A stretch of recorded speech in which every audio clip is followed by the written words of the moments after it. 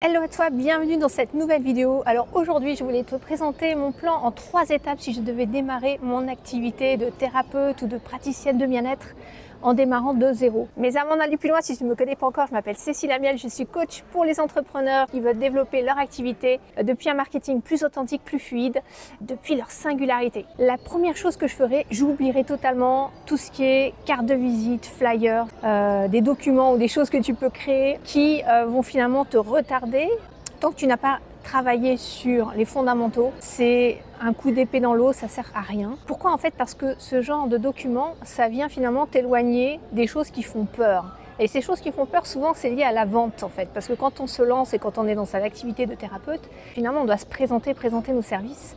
Et l'erreur numéro 1 que font la plupart des gens quand ils se lancent, ou même dans les premières années d'activité, c'est de parler essentiellement d'eux et de leurs services, sans adresser les problématiques des personnes qui vont accompagner. Et ça, en fait, ça nous positionne dans un rôle, une posture de demande, une posture un peu needy, comme disent les Anglais, c'est-à-dire d'être en demande vis-à-vis de la personne plutôt que d'offrir les services et d'attirer à soi et même énergétiquement les gens qui vont résonner avec notre message. Donc ça demande déjà de changer de perspective par rapport à la vente et d'imaginer la vente non pas comme une transaction mais comme création d'une relation avec quelqu'un. C'est un peu comme quand on rencontre quelqu'un dans la vie amoureuse en fait.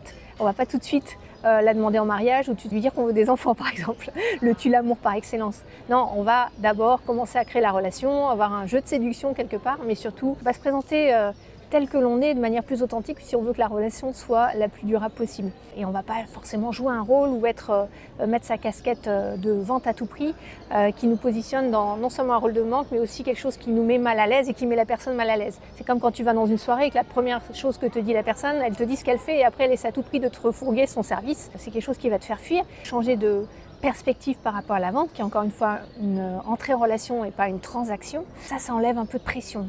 Et ensuite, on va aussi se tourner vers l'autre et être à l'écoute à 80% du temps ou même à 90% du temps plutôt que d'essayer de vendre ou de survendre. Voir quelles sont les problématiques ou les choses, les challenges que vit la personne actuellement. Le but au départ, c'est surtout d'apprendre à positionner sa posture et son discours pour que ce soit le plus fluide possible et qu'on soit totalement à l'aise avec et qu'on puisse présenter ça aux gens pour qui notre solution va être une vraie solution et pas juste un truc qu'on veut leur fourguer à tout prix. Tu vas me dire, ok Cécile, mais comment je fais? Moi, je démarre mon activité, j'ai besoin de rentrer du chiffre. Il y a 3 choses à mettre en place. La première chose, ce sur quoi tu dois passer le plus de temps quand tu démarres et quand tu es dans les premières années, c'est la partie création de ton socle d'activité. C'est tout ce qui va te permettre de créer la matière pour communiquer de la manière la plus fluide possible.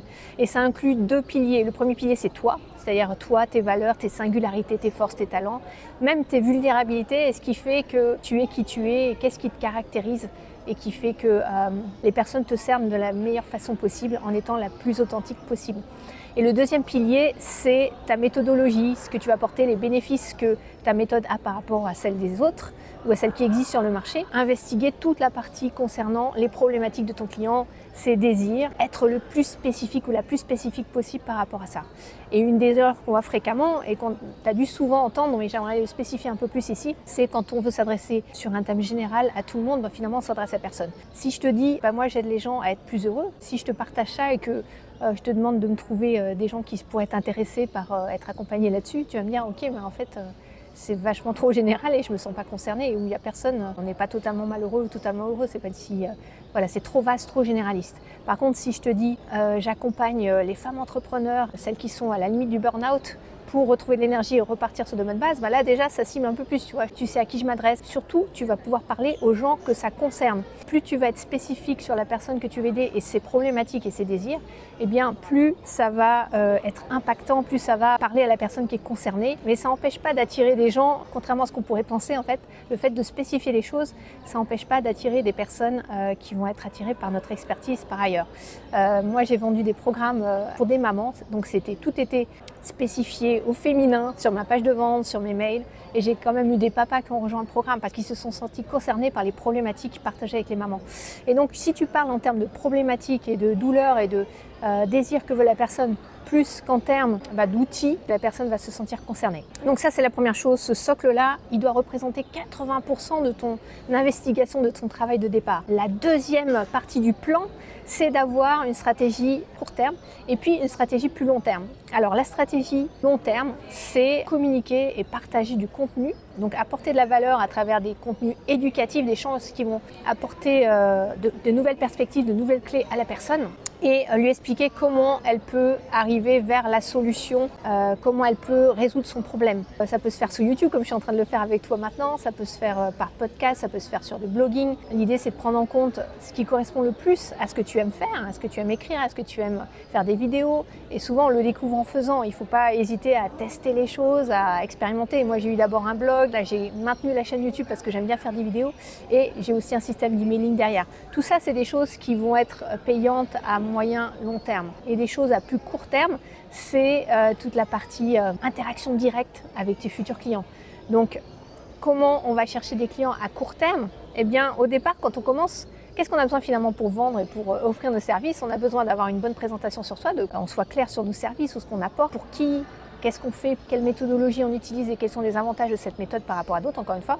Et puis, on a besoin aussi, surtout, d'avoir une interaction la plus directe possible avec nos futurs clients. Savoir où se trouvent nos clients. Plus tu vas être en interaction directe, donc par exemple, si tu vas à un événement où il y a ton public concerné, ou si tu es sur les réseaux sociaux, partager du contenu sur les réseaux.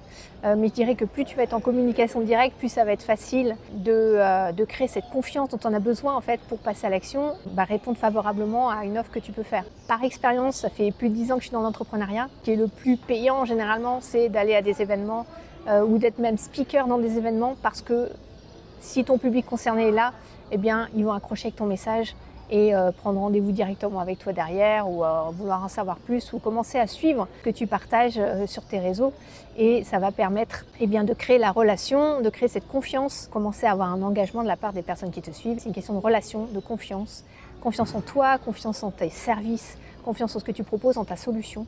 Et là, tu peux faire jouer le bouche à oreille positif évidemment, mais ça ne suffit pas en fait.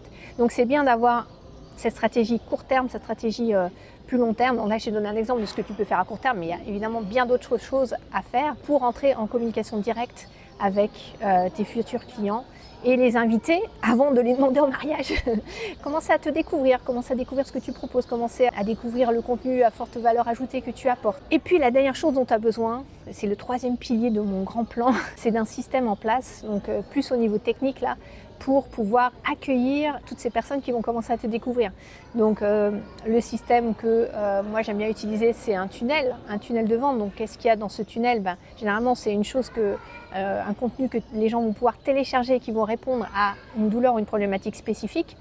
Et de là, tu vas commencer à pouvoir envoyer des emails et à créer la relation, encore une fois, avec les personnes qui te suivent. Une fine proportion des gens vont peut-être avoir tout de suite l'envie d'acheter quelque chose et puis d'autres, ça va prendre plusieurs semaines, plusieurs mois et c'est ok en fait. C'est pour ça que ce qui est important de comprendre, c'est qu'on est en train de bâtir une activité. On n'est pas sur une stratégie court-termiste et qui est un coup d'épée dans l'eau, qui va demander beaucoup d'énergie pour finalement peu de résultats.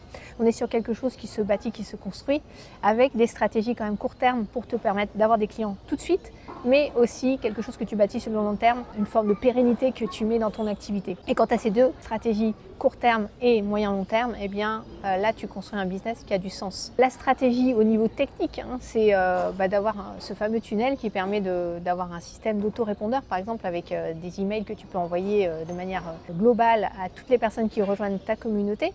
Et puis c'est également des choses que tu vas leur proposer au fil du temps, comme des challenges, ça peut être des événements, des webinaires, un système de vente en fait qui va te permettre d'avoir de la récurrence à la fois pour la proposition de vente mais aussi pour des clients qui sont désexistants où tu vas proposer quelque chose avec des offres qui répondent spécifiquement à leurs besoins crescendo. Mais ça se fait dans le temps en fait. On a juste besoin au départ de démarrer avec une offre qui soit une offre phare qui répond à une problématique la plus urgente et la plus douloureuse on va dire pour ton client et qui aussi répond à ce que toi tu as envie d'apporter, de contribuer et de la façon dont tu as envie d'accompagner les autres. Et puis ça va être évidemment une page web pour pouvoir, ce qu'on appelle une page de capture, une landing page pour pouvoir apporter encore une fois quelque chose qui a vraiment de la valeur pour la personne à travers ta liste email. Donc si je récapitule, tu as besoin de 3 choses. C'est d'un socle qui va être qui tu veux être, comment et à quoi spécifiquement. Et tout ce travail d'investigation sur toi, sur tes valeurs, sur tes singularités, ton histoire qui va être aussi importante pour le storytelling, et puis sur ton activité, qui tu aides encore une fois à quoi spécifiquement, quels sont les bénéfices de sa solution par rapport à celle des autres. Donc ça, c'est la première chose, ton socle. Et ça demande vraiment un travail d'investigation qu'il ne faut pas bâcler, qui se fait même tout au long de ton activité d'entrepreneur, parce que tu as des nouveaux clients qui rentrent et plus tu vas apprendre sur ton client, plus ça va être facile en fait de communiquer dans ces mots et de comprendre voilà, quels sont ses besoins et quelles sont ses attentes. Et de là, tu peux décliner ta communication avec un plan à court terme, un plan à moyen long terme, avec du contenu que tu vas apporter sous forme d'écrit, de vidéos, différentes formes qui vont apporter de la valeur. Et derrière, d'un système de vente pour pouvoir faire en sorte que tes prospects te découvrent et qu'ils puissent finalement acheter tes services. Ok, j'espère que c'est clair pour toi. Si tu as aimé cette vidéo, un petit pouce. Tu peux aussi cliquer sur la cloche pour être notifié des prochaines vidéos, parce que je vais partager beaucoup de contenu sur ces prochaines semaines sur le marketing pour les personnes qui sont dans le bien-être. Et je te souhaite une belle journée et je te dis à très vite. Ciao, ciao.